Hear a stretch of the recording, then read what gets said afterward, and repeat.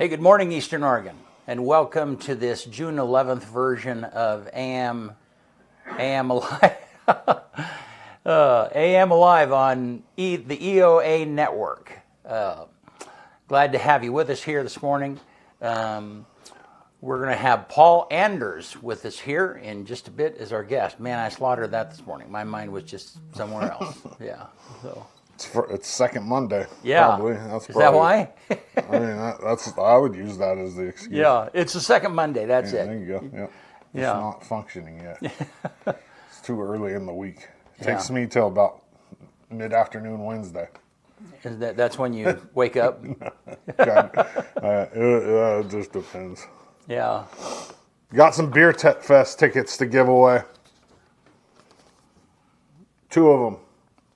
All you got to do is like this and answer this question in the comments. What is the process of converting sugars into alcohol called?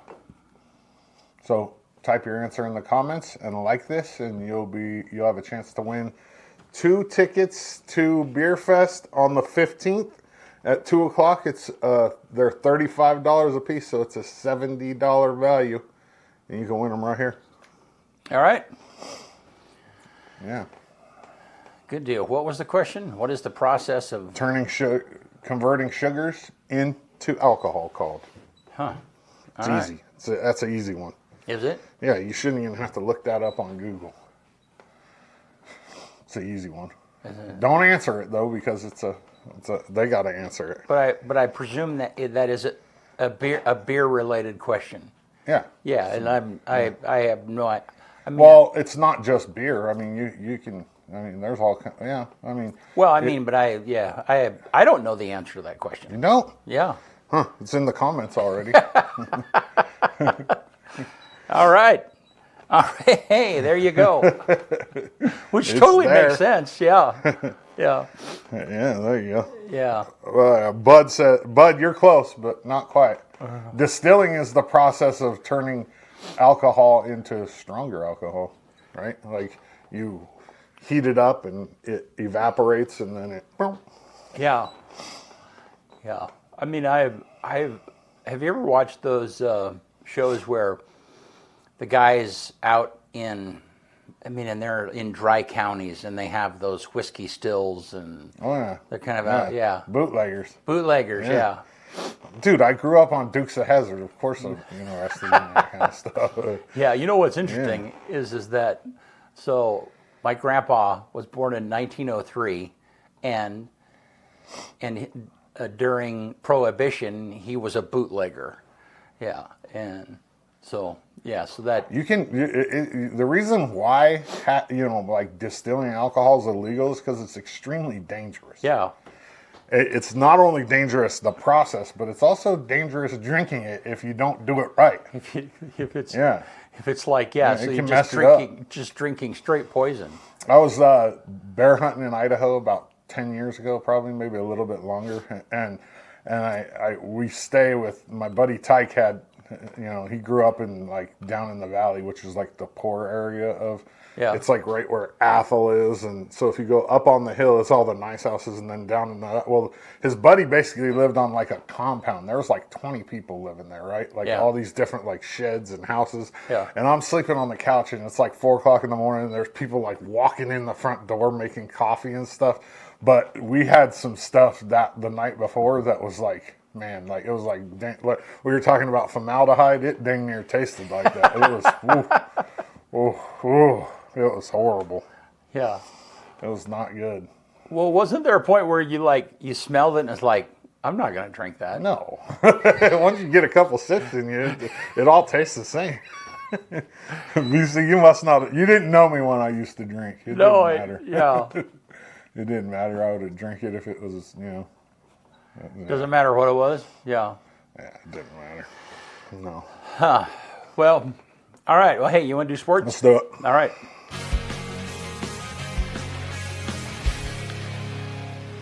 AM Sports Report brought to you by Buffalo Peak Golf Course. Take the Union Highway, go out through Union, take a left, go up the hill. Beautiful 18-hole link-style course. Dana and his team always do a great job out there. It looks great right now. Go check out the pro shop too. Dana's done outstanding in there. They have all kinds of cool gear. Buffalo Peak Golf Course. Meet me at the Peak.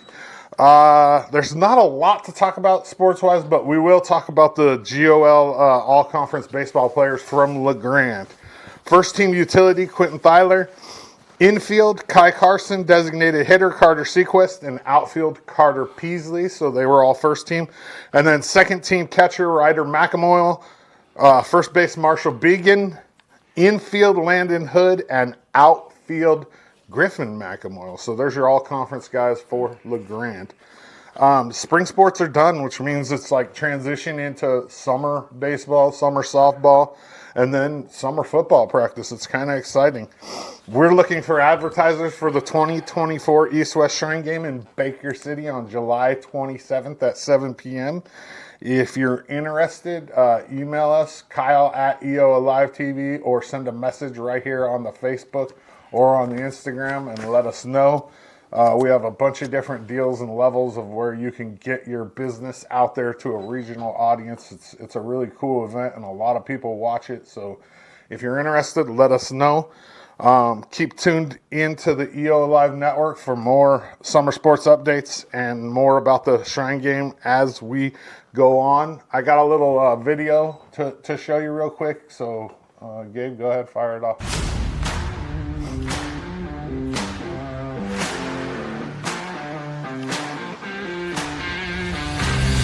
Ladies and gentlemen, we're ready to go.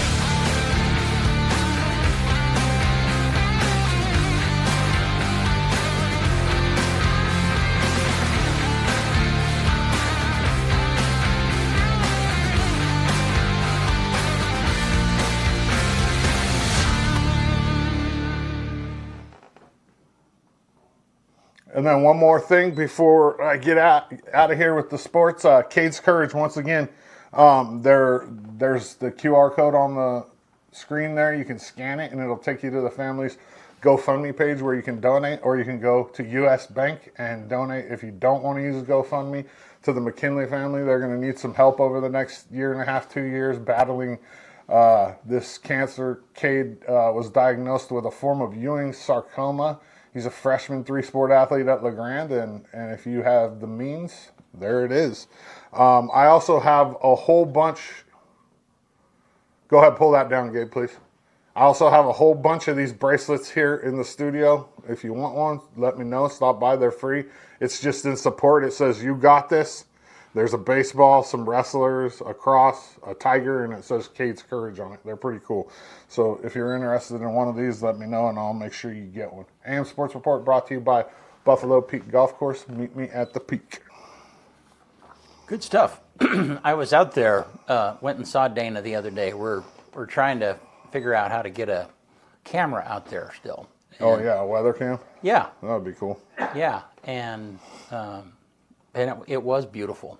Yeah, it is. It's nice out there. It was, and it was good. Let's see, I guess this was last Friday morning I was out there, and they were busy. It was constant. Nice weather. Yeah. I mean, once the nice weather comes, they're busy. Yeah. All the time. You know, and it was, I mean, I watched Dana. Dana was in the shop by himself, and just him converse with the golfers, you know, hey, where do you like to golf, and where are you going, and what, you know.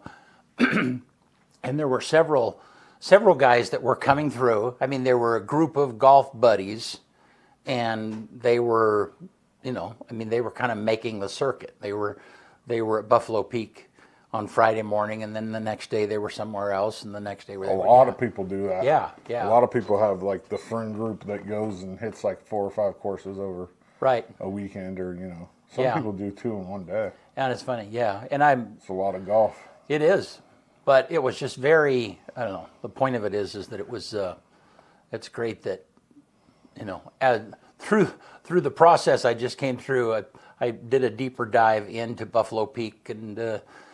You know, the history of how the county got that and where it's at, and it's just it's a great draw for people to come into Union County. Yep, for sure. Yep. All righty. For sure. And maybe we'll talk about that with Paul here in a few minutes. All right, well, let's look outside. It's beautiful this morning, and you can tell just by the traffic on the way to work today. It was like people are out, they're alive, they're awake. That's funny. There wasn't anybody out when I was on the way to work this morning. Yeah. One person. I saw Arlie Anderson. That's but it. you were here. Yeah, you were here early though. Yeah. So let's look at the graphic here. So 83 today, beautiful day. Look at that. 83, 41 tonight, and it's going to be. I don't see any moisture in the next several days. And then it's gonna go right back to cooling off again at the end of the week. Yeah. Yeah. And over the weekend. It was nice though that it was at least warm on Saturday for the stock show folks. Man, they almost always get rain during. Yeah, I don't think any rain came at all this year, did it? Well, there was a little bit on Sunday Sunday. morning? Yeah. But for the most part, I think that most of their activities are done. I mean, I think they have a few things on Sunday, but most of the rodeo part of it is done on Saturday night. So, yeah, it was fun having Kevin Loveland and those guys on last Thursday to talk about Loveland Safe Ride and appreciate what they're doing. So, yeah. All right, well, again, want to tell you real quick about the Eastern Oregon Beer Festival. We are giving away a couple of tickets for that, and that is this coming weekend. The 15th, 2 o'clock. 15th, and the doors open at 2 o'clock. Yep, if you buy, and if you comment, what was the question again? Just answer the question, what is the process of turning sugar into alcohol? And then that like the post. That puts you in the hat to win the tickets. So there are VIP tickets available, which gives you the opportunity to get in an hour earlier at 1 o'clock. They're $50 each. It also doubles your drink tokens. More importantly than getting in early. Gives you a chance to kind of hobnob with craft brew makers, if that's something that you really appreciate. So anyhow, this Saturday you can buy tickets at the door, or you can buy tickets online at eobeerfest.org. So be sure and check that out. And we'll be right back with Union County Commissioner Paul Anderes. Get ready for the 10th Annual Eastern Oregon Beer Festival. Mark your calendars for Saturday, June 15th at the Union County Fairgrounds. Discover a variety of flavors, from refreshing lagers to bold IPAs, with over 15 brews from the tri-state area available for tasting. We're honored to host Gregory Rollins, Wicked Mary, and Stacy and Co. as this year's performers. Check out our selection of local food and handmade craft vendors while you're tasting. We'll see you at the fairgrounds on June 15th to support your local Main Street.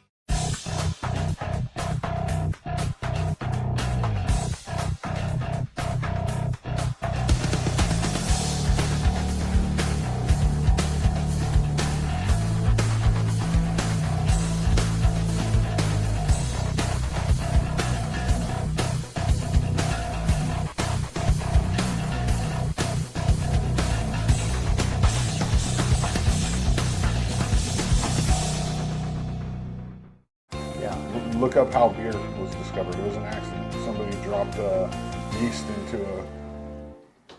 Yeah, so we were just talking about how in the world that might have been discovered that you could make beer that 100% way. accident. Just accident? Yep. Yeah. Somebody knocked some yeast into a container full of hops. Yeah. Or malt. I don't remember exactly how it goes, but you can look it up if you really want to know. Yeah, right, but I mean, it's like, you take something out of the refrigerator that's a little old, sour, whatever it might be. It's like, I don't know, who would go, I think I'm going to drink that. You taste it. Yeah, that sounds like something you do to your brother. Yeah. Hey, yeah. Maybe that's how it happened. So... Well, hey, Paul, glad to have you with us. Good morning. Glad to be here. Thank you. Yeah. How are you doing? I'm well. Life is good. Good. Just got through stock show. That was, you mentioned, not a lot of rain, a little bit on Sunday morning. Yeah. And they finished up the rodeo Sunday. They have a matinee performance. Oh, okay. And it would be difficult to script this, but the young man from Walla Walla, Derek Koloba, I always struggle with his last name, won the bull riding, very last rider, and everybody, it seemed like, had a great weekend. 4-H and FFA kids seemed pleased with the prices, great support from businesses, from the community, and the thing that impresses me is it is all volunteer run. No paid employees out there. It's all by volunteers, which, I mean, is a testimony to the folks in this valley. Yeah. No, and that is an incredible, yeah, I mean, there's a lot of work that goes into that. Yeah. Yeah, but part of that is they got a system. I mean, they've been doing it for so long, it's the same, you know. I mean, I know they change it and expand it a little bit every year, but still, it's right. When you have a routine, it's the heavy lift is getting it going. The system in place, yeah. Right, yeah. And really, there's so many components. I mean, there's places that have rodeos, and Right. places that have the livestock portion of it. Yeah. And places that I mean, when you look at all the things that we're combining Yeah. in one event, I mean, Right. from the parade to the youth, the work that goes into putting that on, from again, all the volunteers, the food service is all volunteers, the folks that run the bets at the windows, the racing, all of it. It's Yeah. a pretty big production. So is it what is it like? What are they raising money for? What is it like? Where's the money go? Well, some of it goes to pay the rodeo contestants, and that course, way yeah. you've got more folks coming in for the better prize talent, if you pots, will. yep. Yeah. And then continual improvements to the grounds. Is it a nonprofit? Do you know? Yes. Oh, it Yes. is. Okay, Yep. so it's Yeah. just it's a recycle Yep. basically. And there is a foundation that's associated with it as well. Okay. Yeah. Well, and it is. And I recently saw their budget is over $300,000 a year. I mean, just because the money comes in, and yeah, I mean, it's a big event. Yes. Yeah. Yep. Yeah. So. Well, and the youth livestock sale was well over $600,000 this right. year. So. Yeah. My goodness, that's a lot of money. Yeah. Well, Very if anybody's supportive. out there listening, EOA Live would still love to be a part of that. We just can't seem to get in their ear about being one of their media sponsors. So, yeah. But, well, hey, glad you're here. Glad to be here. Yeah. And so we got through the primary. Got through the primary. Yeah. And it's, it wasn't a secret that I was very heavily supporting Todd Nash to be our next senator. And while it is technically not over, it would take a fairly long shot to make that not come to fruition. Right. So he is the presumptive next senator for us, which I'm really looking forward to. Todd and I go back to college days, and he was my mentor since the first day I was a commissioner, and we've put a lot of time, windshield time as we call it, going to Salem and different meetings, and I'm excited to have him serve this part of the state. Well, good. And so explain. So he is the Republican nominee that's going forward. Correct. For District 29. Correct. But he does not have. It doesn't. There is an opponent, or there can be, or what? There actually, as of last I've heard, there is not one, and there was not a Democrat that filed for that side for the primary race. So normally, what would happen is you would have a Democrat file. They would win the nomination to move to the general election, just like Todd's moving forward to the November election. There is a caveat in there, though, that an independent or non-affiliated voter can get into the race even now, and I don't know what the deadline is or anything like that. So someone technically could come in and challenge him, but I mean, when you look at how competitive and hard everyone campaigned in the Republican primary, again, it's unlikely that someone would unseat him. Yeah, and I was pleased with all four candidates that ran.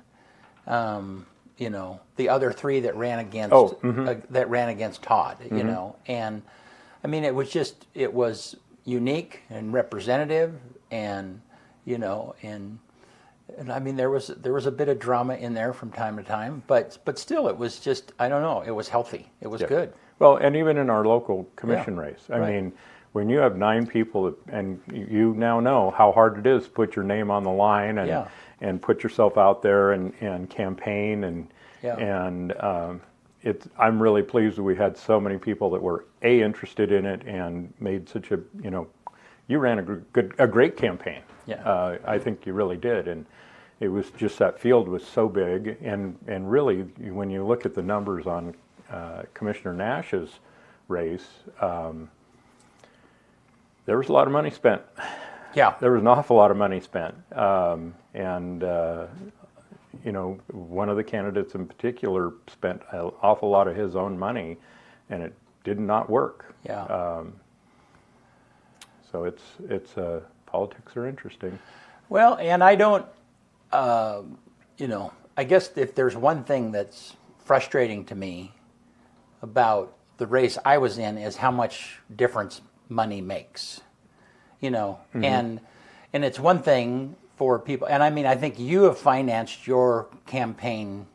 I mean, at least I'm a lot of, I don't know. Let's not go there. I can answer. No, but the point is that it irritates me when outside money makes such a difference. Right. I don't know if that, am I saying that the right way? Yeah, all I can talk about. Well, there's a couple I can talk about.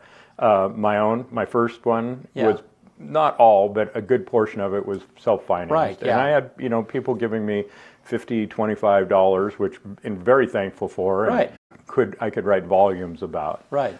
Second time, as an incumbent, which is fairly normal, I got a lot more financial support and actually spent a lot more in that campaign to get the word out. And the difficulty is, and you can attest to this, I'm sure, is you're never positive of what media outlet to use. Yeah. Do you use the internet? Do you use radio? Do you use newspaper? Do you use your services? And there's some others around that a person could use. And you know, very concerning that the Eastern Oregon Media Group is making the changes they're making. Yeah. My hope is that we get someone come in and buy those papers individually and run them, whether as a weekly or I'm not a newspaper person, but my brother-in-law has done that for years, which has been interesting. He had the Burns Times Herald at one point.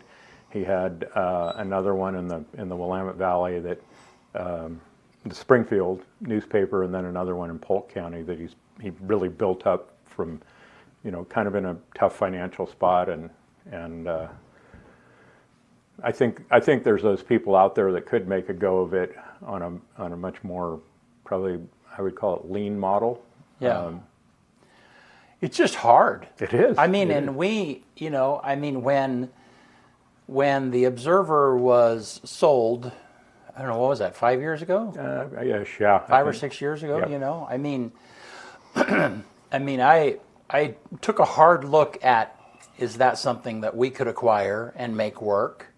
And, you know, and I mean, I didn't have the capital, but I looked at the cost of it. I mean, I think that EO Media Group got the Observer for $750,000 or something like that, including the building, you know, the whole 9 yards. And I could be very wrong about that.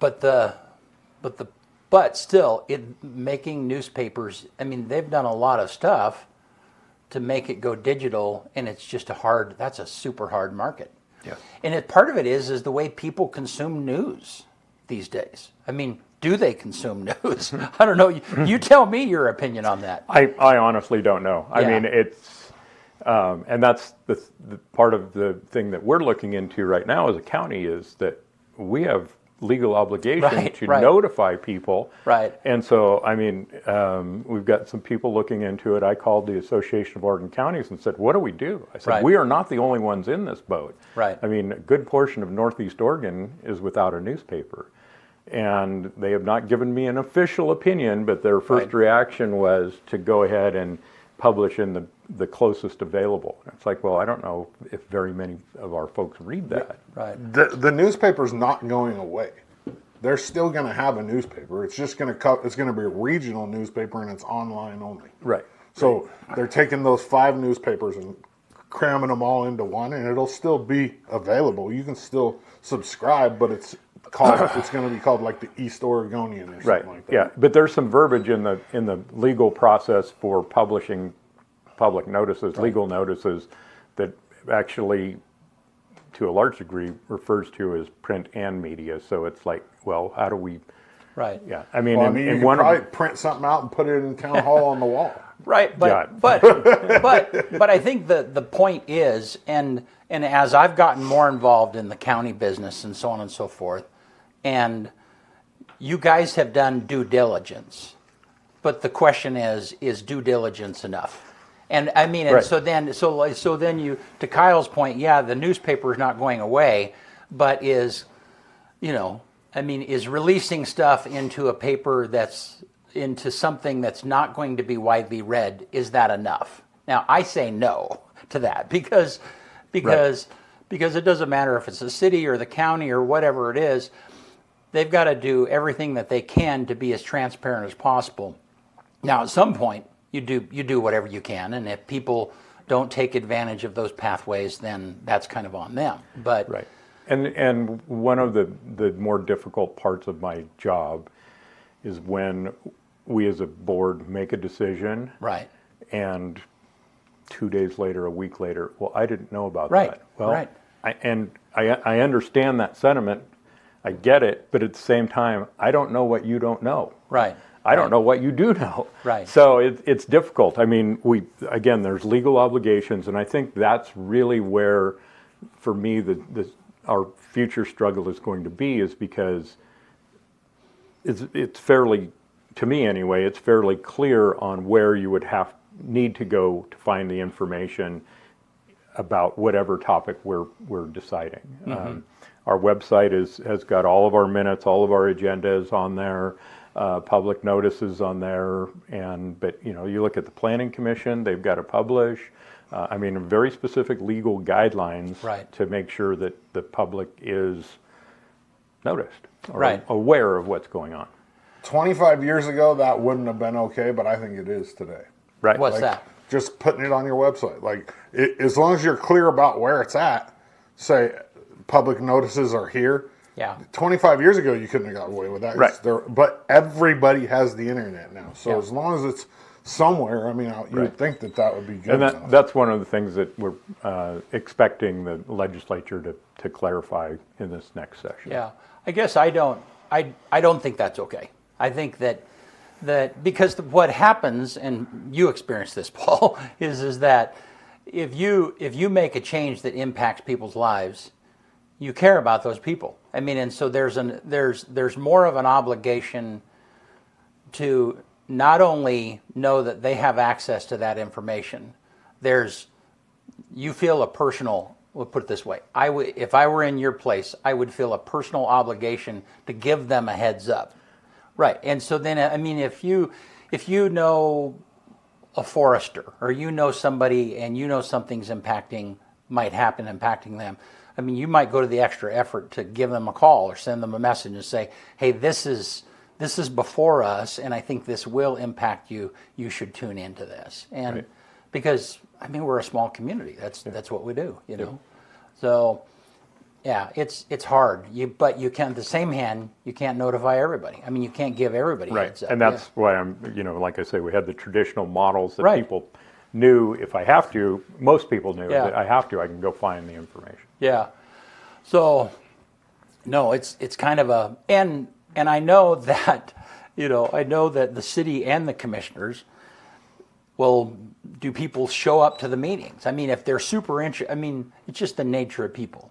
They're not really involved until you've impacted their life and wait Generally a minute, speaking, whoa, yeah. yeah. And unfortunately, and that's why every ordinance, everything that you guys pass, there's a first reading and a second reading, and that's kind of hopefully to give people, Public input. Yeah, right, yeah. So public comment, excuse me. yeah. All right. Well, so what else is brewing in the county? A couple things. One is we just finished up we haven't voted on it, but we've published the budget for the next fiscal year, and it's up a little bit, and part of that's with some grants that have come in, and then part of it is that property tax creep. I mean, the extra, the allowable increase in those is part of our budget, and through that process, I mean, very thankful for Shelley Burgess, our county administrator, and not only that, but the relationship she has and how she works with the department heads. And in the time I've been doing it, and it's been, I think this is my 7th one I've been through, because I was elected in the primary, and I went to 2 nights later, I went to the budget hearing, and they handed me a binder and said, "Here you go." And I was like, "Ooh, that got very fast." Yeah. But I've never seen anything in a budget where you've gone, really? I mean, come on, and they are frugal with their spending, their requests. Nothing, I don't think, is like, for me, everything in there, and I spend a lot of time reading the narratives on why they need especially specific pieces of equipment, or how they want to change their spending pattern if they do. And it's a great group of people, and honestly, they make our job. And the budget committee is the 3 commissioners, Matt Goodwin, Matt Miles, and Audra Kant this year. And then I think next year we bring on at least one or two of those are replaced. So it's a fairly involved process, but I think it could be a lot more difficult without the great people we've got working on it. Yeah. Well, and again, I looked at that process more than I ever have in the county before. You know, was at one of the budget meetings, and of course I had met Doug Wright through this process and talked to him several different times. And yeah, I mean, I agree. The managers have a very practical sense of how can we save the county money? How can we do what we're doing better, more efficiently? How do we extend those services? How do we do them cheaper if possible? Right. Yeah. Or how do we make the money go further? Right. Yeah. And yeah. which has been, I mean, in the last couple of years in particular, with the inflation, Right. has been very difficult for them to do. Right. But they work very hard at spending the taxpayers' money very, very wisely. Well, and sometimes you see public organizations like that a little bit disconnected from the public. You know, it's like, well, we got the money, let's buy the A+ item.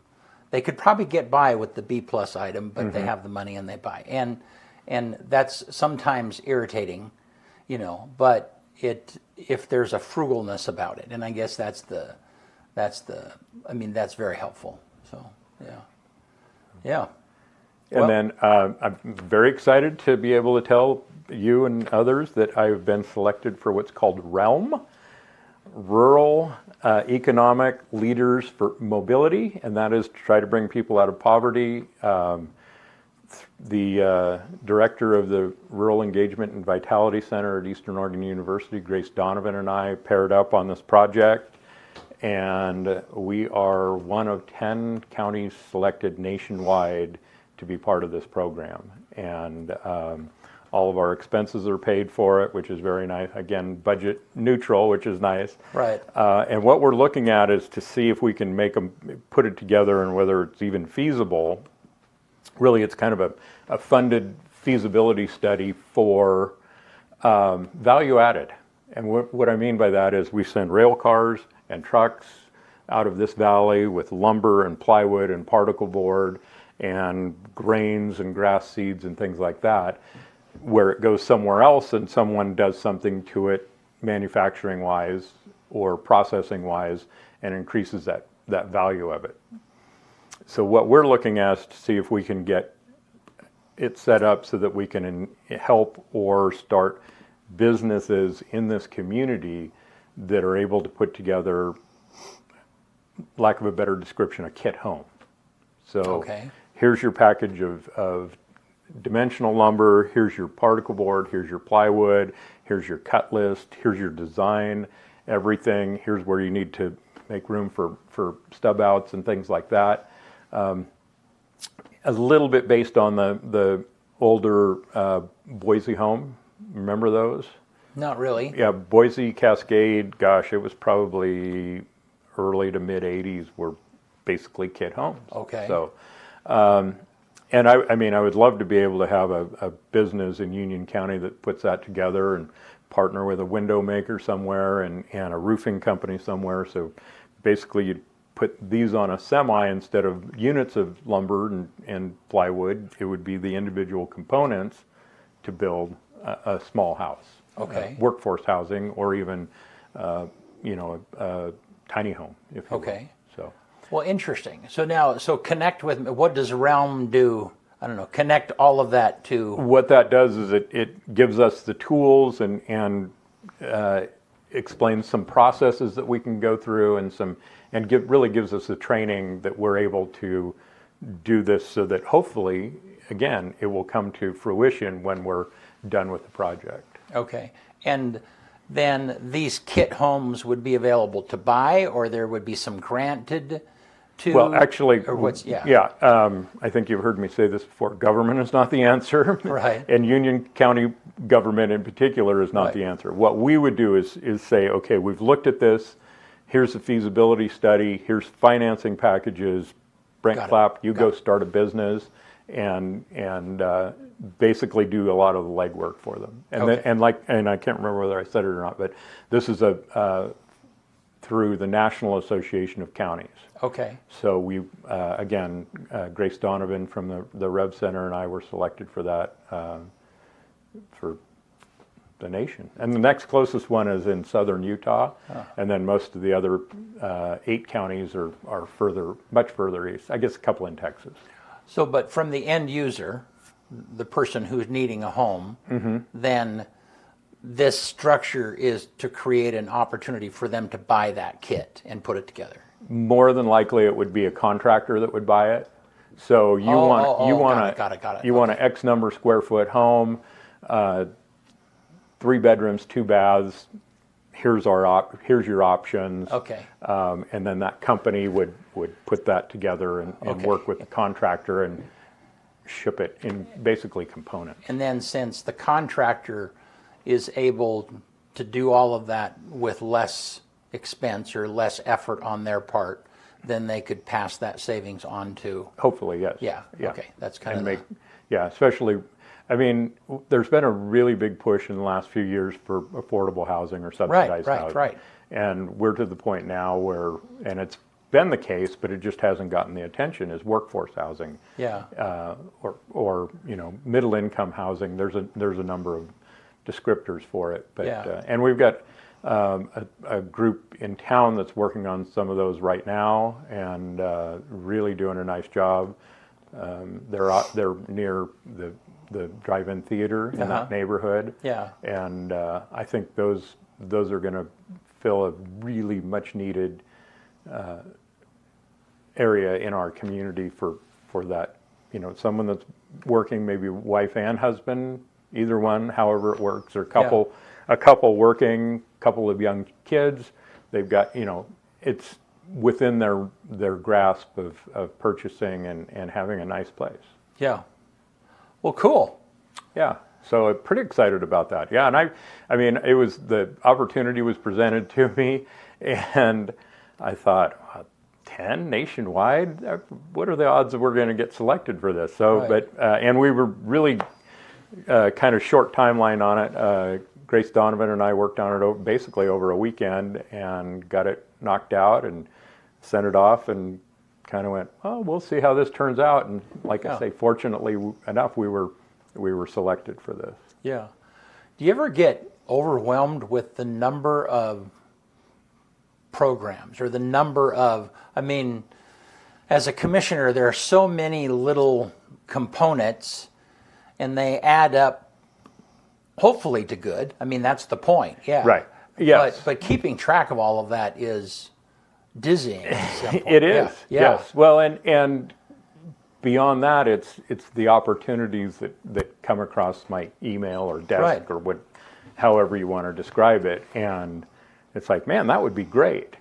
Do I have the bandwidth to get that done? Right. Yeah. And then 2 days later, another one comes through, and it's like, man, that would be really helpful. Yeah. But do I have the capacity to do that while at the same time answering questions about different departments? People might have a question or concern about one of the different departments, and taking care of that. So it comes down to bandwidth. Right. And yes, it does get just the emails alone we've got a really good IT department, and they've got good filters on it, but I still get probably half a dozen, and I wouldn't call them spam, but companies that are trying to financial software packages for the county. Mosquito education is one that I don't know, in the last, probably because we're coming into summer, but I've gotten like 3 or 4 of those. Here's how we can help your, and not necessarily a product to get rid of them, but to inform the public on. I spend a lot of time sorting through and reading emails. Well, I know that as soon as my candidate email popped up on the scene, just the amount of stuff that I started getting, and so I can only imagine the daily stuff that just comes through your, and I was, the second day of the budget hearing, at the very end, Shelley went through all of the funds, and I don't know how many there, 70 or 80, I'm guessing. I don't know how many there was, but it was all of they're essentially savings accounts for different programs that are coming in and out and so on and so forth. Flow through money, yes. Yeah, and it was exhausting. It was it was, at first I thought, okay, I'm going to leave, and then I realized, like, man, I'm really learning a lot about all of these little things that are happening through the county. But, and they're valuable to people, but people might not even know. Wildlife services. We had, and the nice thing is you get to interact with them. Not only do you have the narrative there, but wildlife services, for example, the 2 folks came in, I would call him the government trapper, and then his supervisor, and talked about their programs. And a lot of people use those services, and you don't really think about them until you have to have them. So, All right. Well, what else is going on? I had the opportunity, 2 really good opportunities in the last couple of weeks. One was to meet with Dr. Bateman, who is the director of Department of Land Conservation and Development for the state of Oregon, which is all land planning, use laws, and the interpretation of that. And I think that they realize that they've spent that particular state government agency has spent a lot of time on the conservation of land in Oregon, and they need to figure out a way to measure development. Not paving over farm ground and things like that, but figuring out where is really the best place to put houses or subdivisions that people need a place to live. So that was a really good conversation with them, probably an hour and a half, maybe 2 hours.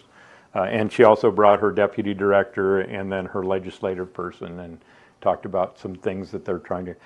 Oregon has the strongest land use laws in the nation. And that land use law we just last year celebrated the 50th year of that.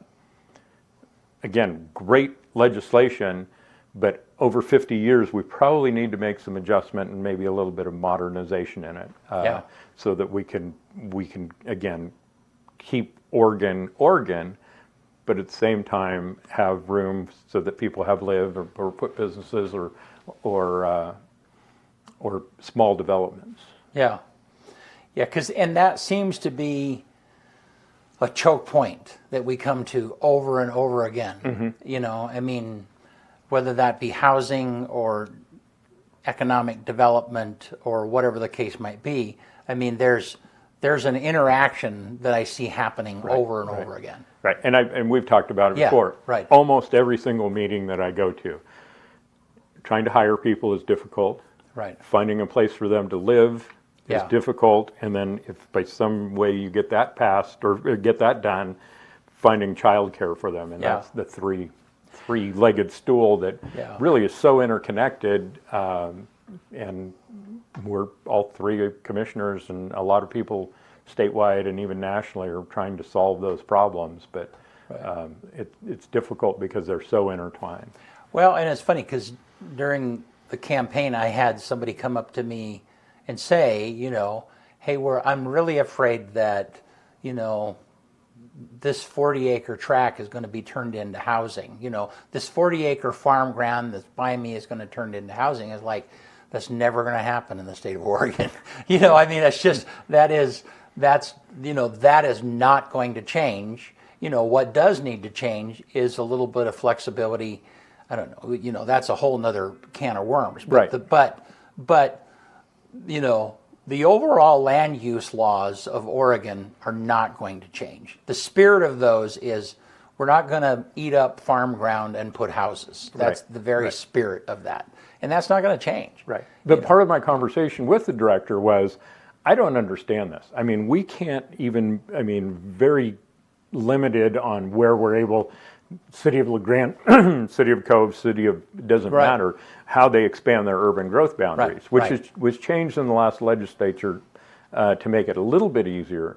But I said, I don't understand that it is so difficult for us to do it here. And I drive down Interstate 5 and in Woodburn, just across on the east side of the freeway from the outlet malls, are hundreds of acres of probably some of the best farmland in the world has subdivision after subdivision on it. I said, how does that work? She didn't have an answer. Well, and that's an excellent question. Yeah. And you're right. And so then, no, I'm with you 100%. Yep. Yeah. The other opportunity I had, again, Commissioner Nash, a couple weeks ago, had the two of us had the opportunity to sit down with the Oregon Senate President and talk about, and really there wasn't anything off the table. We talked to him for better part of 3 hours, and everything from what the next legislative session might bring. Talked extensively about the transportation package and Oregon Department of Transportation funding and what that's going to look like. And he just happened to be, he was on a tour of state parks and how they function and what some of them look like. And he had been in Harney County the day before, and he was in Wallowa County up at the lake and had looked at some of our state parks as well. And really good conversation. There wasn't any tension, but basically, what do we want? What do we want to work on? What are our priorities? What are his priorities? And it was very nice to be able to just sit down in a very relaxed setting. And like I say, nothing was off the table when we visited with him. And the Senate president is a Democrat, I presume. Correct. Okay. Yes. Yeah. Yeah. And so then, and that's an important part of the discussion that people might not understand, is that you're trying to build some pathway forward that is not so divisive at the state level. I would imagine, right? Yes, that, and I think he's doing the same. Right. He doesn't want to look at a senatorial walkout and Right. grinding to a halt Right. either. And I think these early conversations probably help divide that urban-rural bridge that rural-urban divide somewhat. Yeah. And anytime you can have a conversation with somebody, I don't agree with them, our politics are not even remotely close. Right. But at least we were able to visit about things and have a better understanding of his perspective. And I think he much better understands Northeast Oregon than before he came out. Good. Well, let me ask you about the the meeting that we had at the fairground not too long ago, and the wilderness evaluation, and help me. I'll be more than happy to. Yeah, no, but help me put Forest a label plan. on what is that? Yeah, okay. Forest plan revision. Okay. And I've been working on this for 6 years. Yes. We've had county commissioners from most of the Northeast Oregon, actually all of the Northeast Oregon counties as well as some Washington counties that have been working on this for quite some time. What the meeting was a couple of weeks ago was the draft version of what they found when they had to go, they went through their legal obligations. They have to identify the lands that meet wilderness, wild and scenic, roadless, and it seems like there's another one. And what they do is they take a look at those, and what this was a opportunity for folks to say, well, you've got this listed as a roadless area. And this is a conversation I had with Sheriff Bowen. He goes, wait a second, there's a road that goes through there. Right, and I said, okay, that's what they want to know. Right. And the comment period now is over for that. But they had public meetings, Enterprise, John Day, Baker, LeGrand, and Burns, I think, is where they had them. And, you know, if you looked at some of those maps, you went, oh, the Forest Service can try to close everything down. Well, not necessarily, because that is what they had for what meets those criteria. Doesn't mean they're going to turn them into wilderness. That actually takes an act of Congress. Right. And so I did, after that meeting, I spent some time talking with one of the foresters from Umatilla County and kind of did a deep dive to try and figure out, and this is like, this is required by law. This first step, well, I guess let's go back.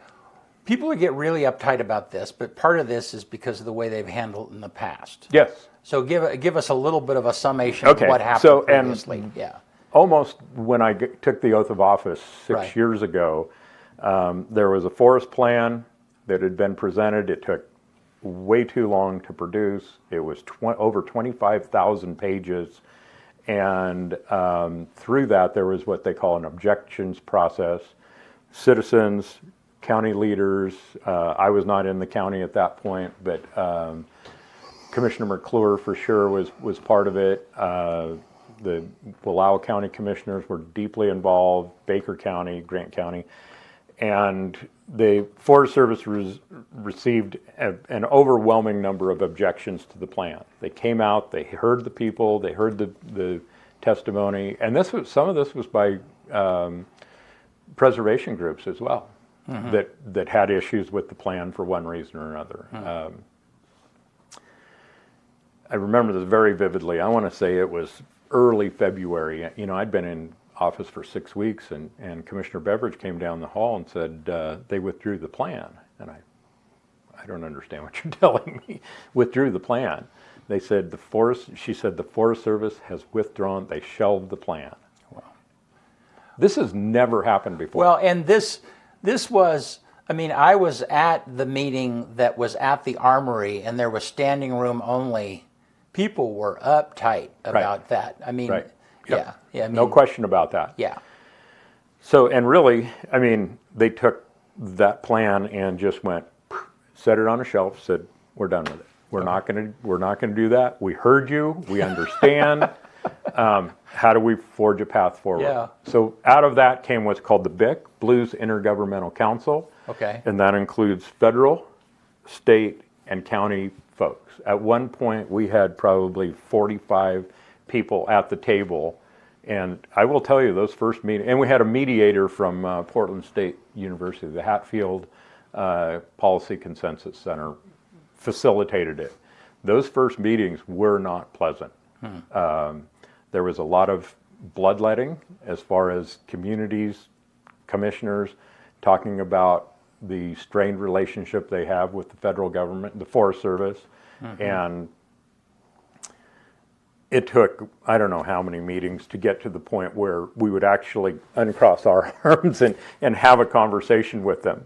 The portion that I was most involved with was the socioeconomic report, because in that original plan, you could read it and you could see glimpses of our area, but it could have been Wyoming or Colorado or Montana, pretty much any intermountain or any western place that had national forests in there. And so I spent an awful lot of time working on that and getting it a true socioeconomic report done, and that was done through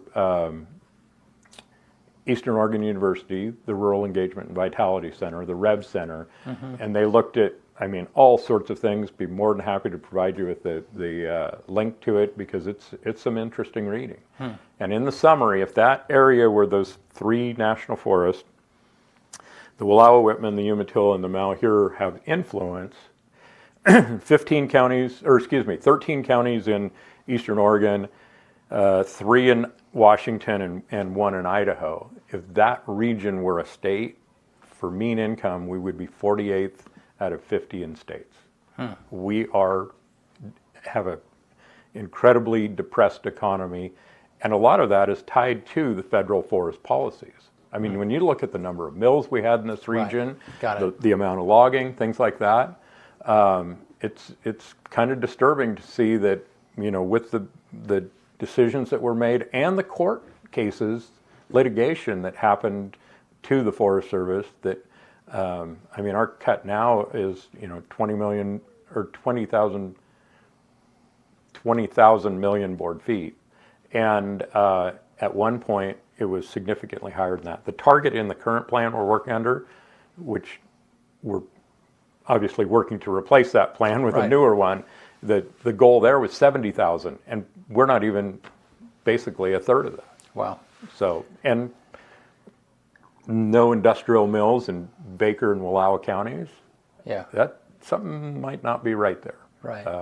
And I'm not saying cut every tree. I mean, there are incredibly special places in this world, right outside our back door, the Eagle Cap Wilderness. So, sorry, I got off on a little bit of a tangent. So, through those 6 years, we've been working with the Forest Service and coming up, and a lot of good input from a lot of different government entities, whether it's counties, you know, Fish and Wildlife Services.